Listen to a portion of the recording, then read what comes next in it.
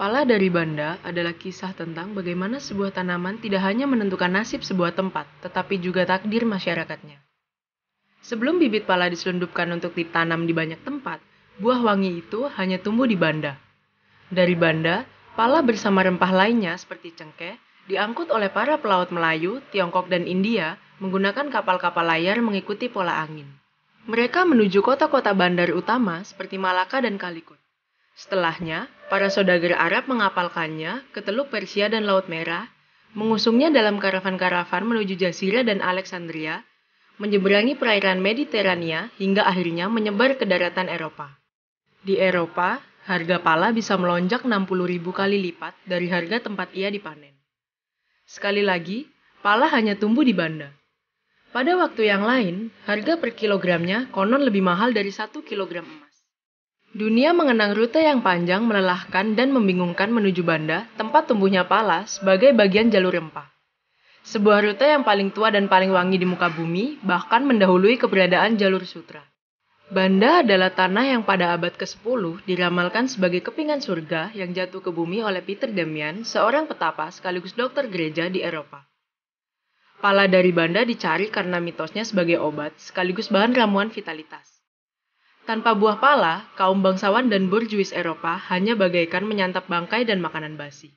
VOC atau Kongsi Dagang Belanda yang gemilang lahir pada 1602 dan kaya berkat rempah, terutama pala. Begitu juga East India Company atau EIC muncul 2 tahun lebih awal di Inggris.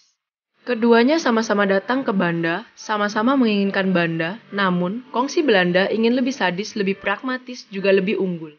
Di bawah kekuasaannya, Banda mengalami periode tergelap dalam sejarahnya.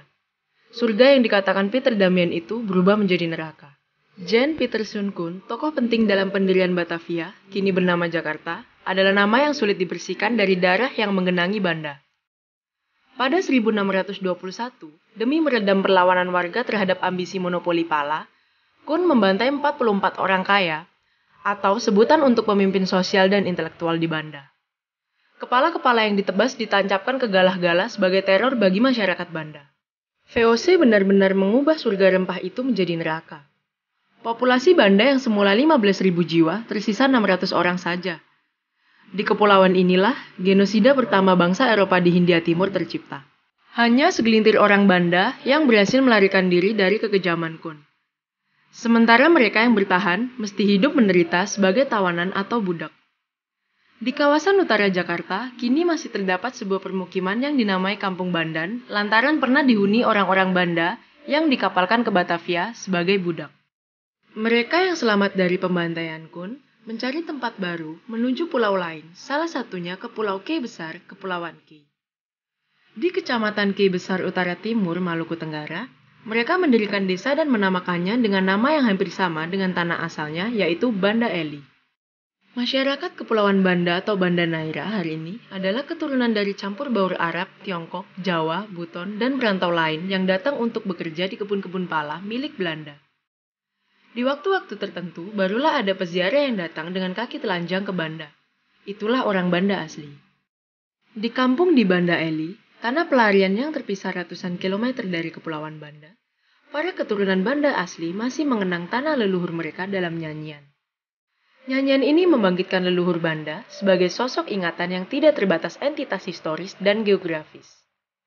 Tidak hanya kidung, mereka juga mengabadikan tanah leluhur di belakang nama mereka seperti Lawataka, Latar atau Lontor, Rosengain, dan Rumrah. Keterikatan mereka dengan tanah Banda tidak semata ada dalam nyanyian dan nama.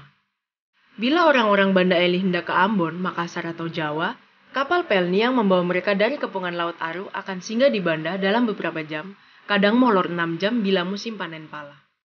Dan pada saat itulah, orang-orang Banda Eli akan turun dari kapal, membuka alas kaki mereka, bersujud mencium tanah Banda, bersiara ke makam-makam tua yang tak jauh dari pelabuhan, kemudian naik kembali ke kapal.